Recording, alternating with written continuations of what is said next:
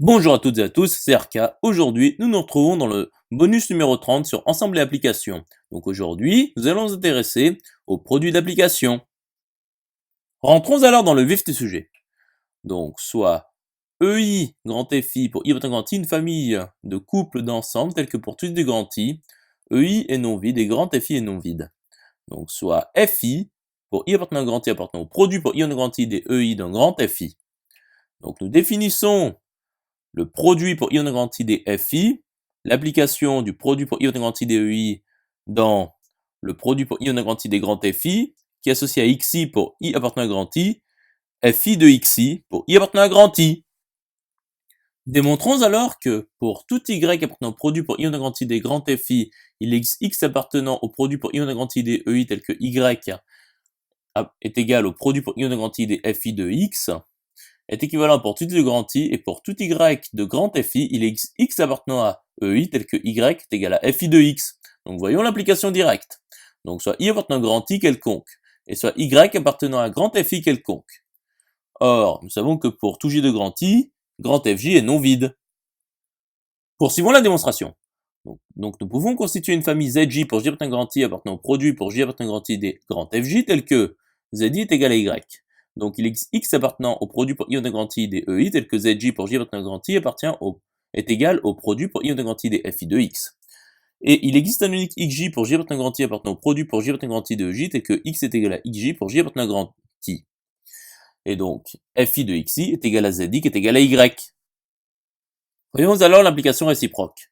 Donc soit Y appartenant au produit pour ion de grand I des grands FI quelconque. Donc il existe un unique YJ pour J appartenant à grand I appartenant au produit pour J appartenant à grand I des grands FJ tel que Y est égal à YJ pour J appartenant à grand I. Donc pour tout J de grand I, il existe X appartenant à EJ tel que YJ est égal à FJ de X. Nous pouvons alors constituer une famille XJ pour J appartenant à grand I appartenant au produit pour J appartenant à grand I des EJ tel que pour tout J de grand I, YJ est égal à FJ de XJ. Et donc, le produit pour I grand I des FI de X est égal au produit pour I grand I des FI de XI pour I grand I, qui est donc égal à FI de XI pour I grand I, qui est égal à YI pour I appartenant à grand I, qui est égal à Y. Conclusion établie.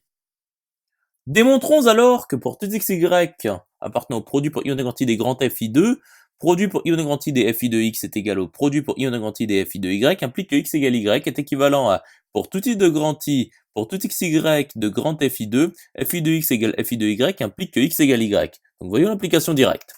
Donc soit I appartenant à grand I quelconque. Donc soit XY appartenant à grand FI2 tel que FI de X égale FI de Y quelconque. Or, pour tout J de grand I, EJ est non vide. Poursuivons la démonstration. Donc nous pouvons constituer une famille ZJ pour J appartenant à grand I, TJ pour J appartenant à grand I appartenant au produit pour J appartenant à grand I des grands FJ2 tels que ZITI est égal à XY. Donc le produit pour J appartenant à grand I des FJ des ZJ pour J appartenant à grand I est égal au produit pour J appartenant à grand I des FJ des TJ pour J appartenant à grand I. Donc ZJ pour J appartenant à grand I est égal au TJ pour J appartenant à grand I, par hypothèse. Donc X est égal à ZI qui est égal à TI qui est égal à Y. Intéressons-nous alors à l'implication réciproque. Donc soit XY appartenant au produit pour ion grand I des grands FI 2 tel que le produit pour ion grand I des FI de X est égal au produit pour ion grand I des FI de Y quelconque. Donc il existe un unique XJ pour J appartenant à grand I, YJ pour J appartenant à grand I appartenant au produit pour J appartenant à grand I des EJ2 tel que XY est égal à XJ pour J appartenant à grand I, YJ pour J appartenant à grand I. Donc pour tout J de grand I, FJ de XJ égale FJ de YJ. Donc pour tout J de grand I, XJ égale YJ.